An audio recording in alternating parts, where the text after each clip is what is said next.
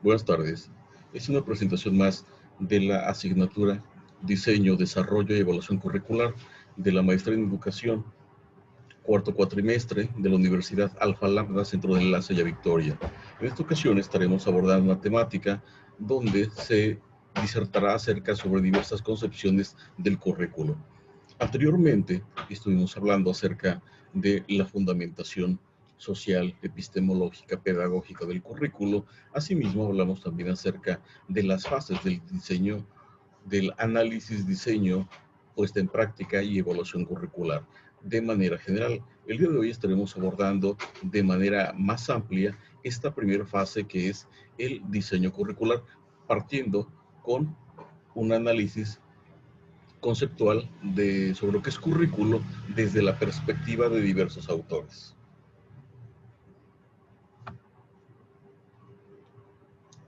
Mencionaba entonces que estaremos hablando en esta presentación acerca de la concepción de currículo desde la perspectiva de diversos autores. En primer lugar, Phoenix en 1998 define el currículo como una descripción completa del currículo que tiene por lo menos tres componentes. Dentro de esta concepción de Phoenix, él establece tres componentes de este currículo. ¿Cuáles son?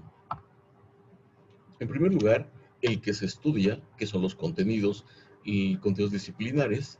También nos habla dentro de estos elementos propuestos por este autor, el cómo se realiza el estudio y la enseñanza, es decir, la metodología para poder llevar a cabo este proceso de enseñanza y aprendizaje de este currículo.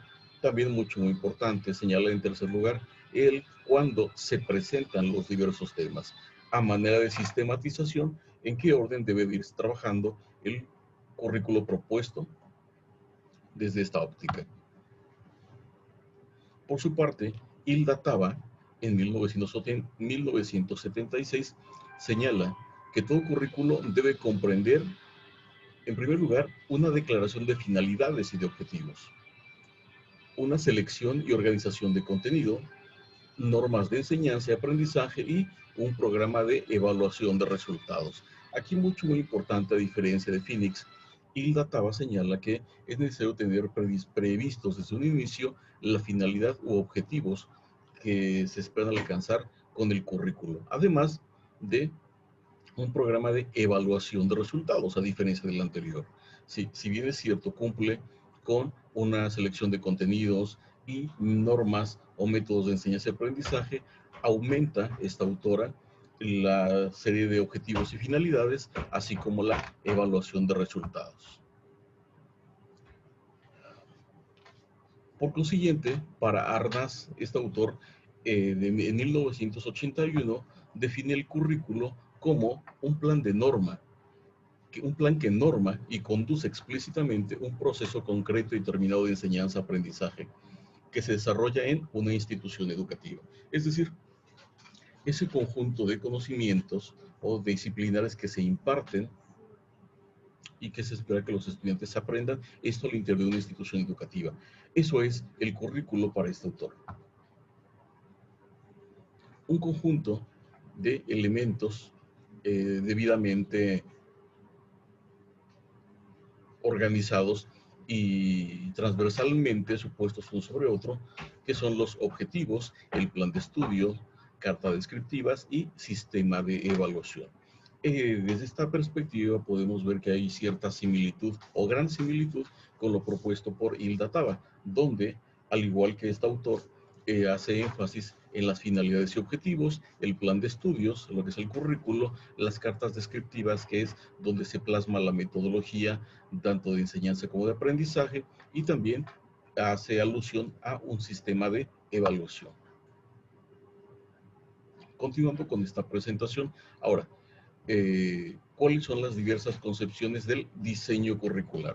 Mencionaba que en primer lugar eran conceptos de currículo desde diferentes autores. Ahora, vamos a ampliar un poquito la temática y estaremos hablando de concepciones del diseño curricular, que vendría siendo la segunda fase o segunda etapa de análisis, diseño, aplicación y evaluación curricular. Entonces, ¿qué es el diseño curricular? es la estructuración y organización de fases y elementos para la solución de problemas. Es decir, elementos intelectuales, contenidos específicos con los que se espera dar solución a cierta problemática, tanto social, económica, tecnológica, a través de este currículo.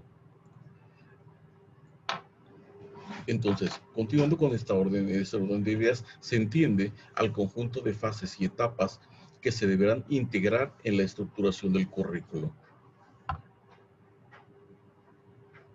En cuanto a este diseño curricular, vamos a ver cuál es la postura de diversos autores ante esta fase. Para Frida Díaz Barriga, en 1981, el diseño curricular es una respuesta no solamente a los problemas de carácter educativo, sino también a los de carácter económico, político y social. ¿Por qué razón? Sabemos de antemano que, hablando de política educativa en México, cada periodo se va presentando una propuesta, una política educativa, vamos, con la cual se pretende dar solución a situaciones, demandas, características, tanto económicas, políticas y sociales. Por ello, esta autora sostiene que el diseño curricular es una respuesta a estos problemas. ¿Sí? A través del currículo se pretende alcanzar una respuesta idónea para esos problemas que está enfrentando de esta índole, económico, político y social. Para Ralph Tyler, el diseño curricular responde a 4 interrogantes, es decir, ¿por qué se elabora un currículo? En primer lugar, plantea la pregunta, ¿qué fines desea alcanzar la escuela?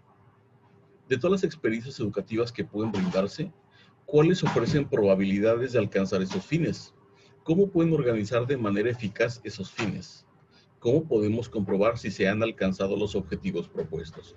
En primer lugar, estas interrogantes propuestas por Ralph Tyler podría ser presente el enfoque filosófico de la educación, donde se menciona qué fines desea alcanzar la escuela, cuáles ofrecen posibilidades de alcanzar esos fines, pero también alude a la funcionalidad o eficacia de este diseño curricular, al plantear la última interrogante, ¿de qué manera podemos comprobar si se han alcanzado los objetivos propuestos?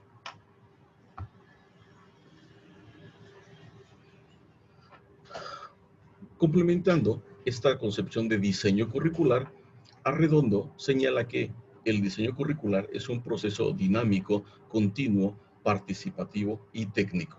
¿Por qué dinámico?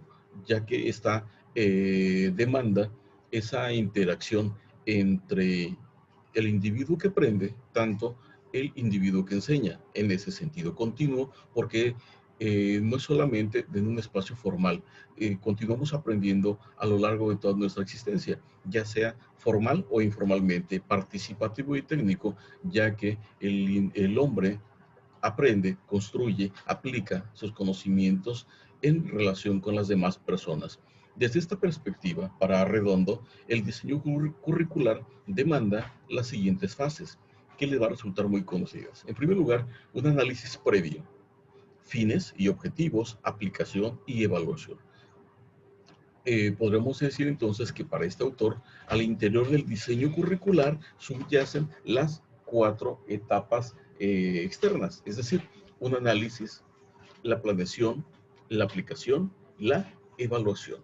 Esto es al interior del diseño curricular, donde se hace un análisis de la situación social, económica, política, a las cuales, a través del currículo, se pretende dar respuesta y en ese sentido organizar toda la normatividad o leyes en cuanto a educación se refiere, contenidos, planes y estudios, de manera que se pueda alcanzar una respuesta positiva a esa situación que se pretende.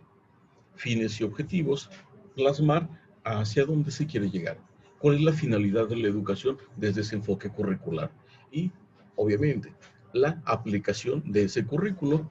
Y aquí la evaluación es importante resaltar que habla de evaluación al finalizar el proceso de aplicación. Continuando con esta conceptualización de diseño curricular. En un primer momento hablábamos de concepciones de currículo, ahora estamos hablando de concepciones sobre diseño curricular. Acuña propone que el proceso de diseño curricular contemple las siguientes fases. En primer lugar, un estudio de la realidad social y educativa, un diagnóstico y pronóstico de necesidades, elaboración de una propuesta curricular y hace alusión a una evaluación en dos vertientes, interna y externa.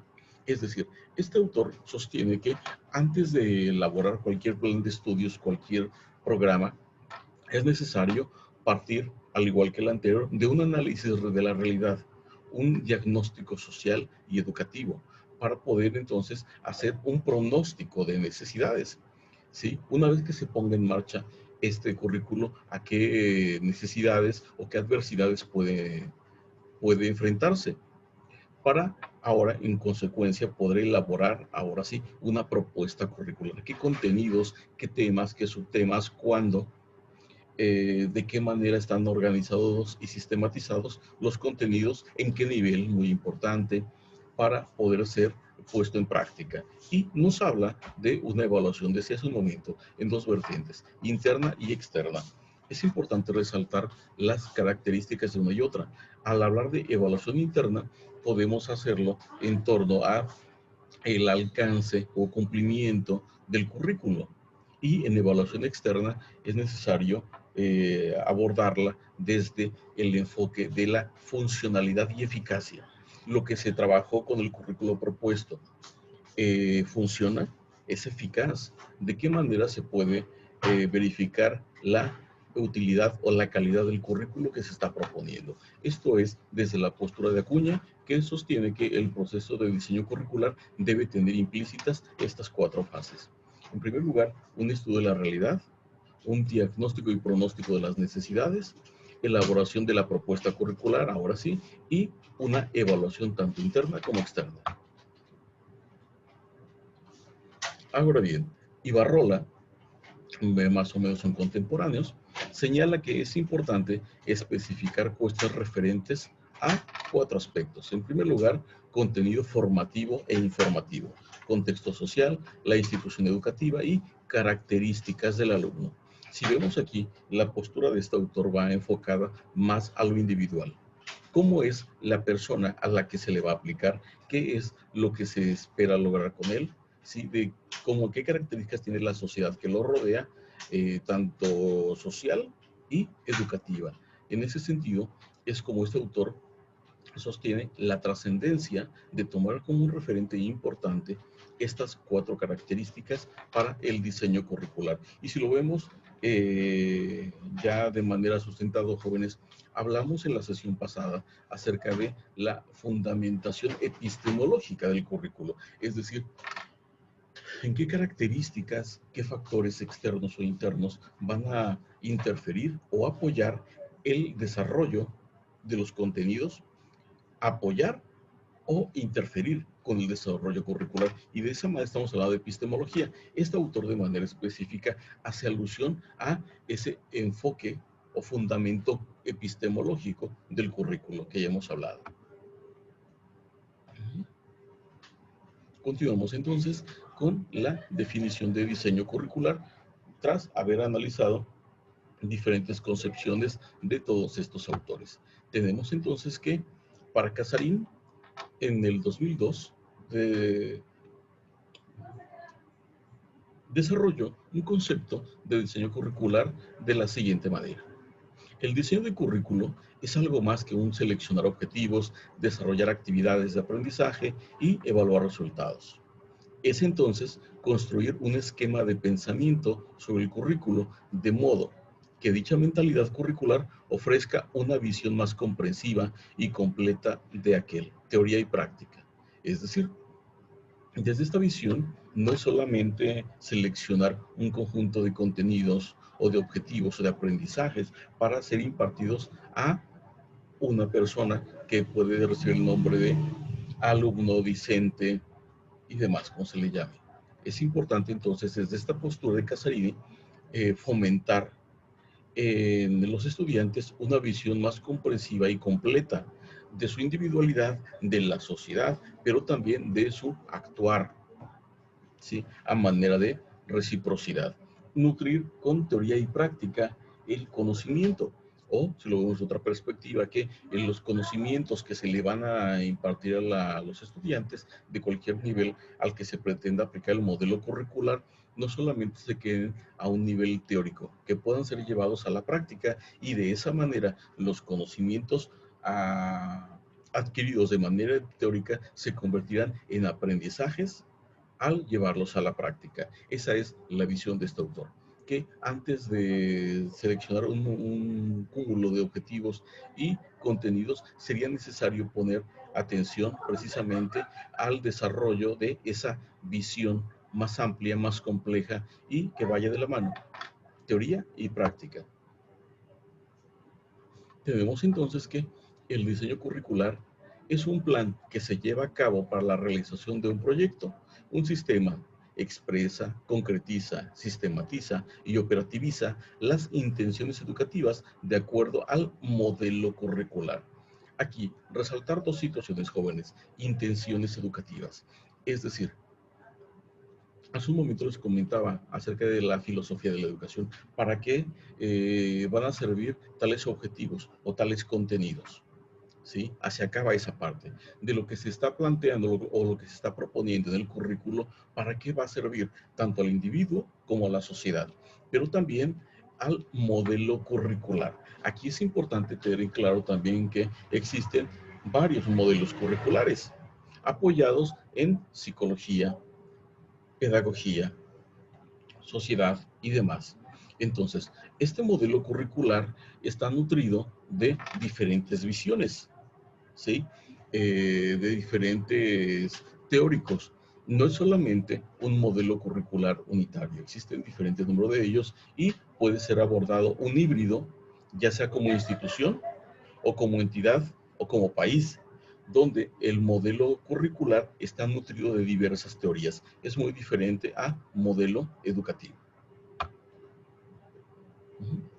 Tenemos entonces que diseñar el currículo presupone planear con conocimientos y habilidad la secuencia de los procesos, etapas, fases y operaciones, así como articula y da organización a los componentes del currículo.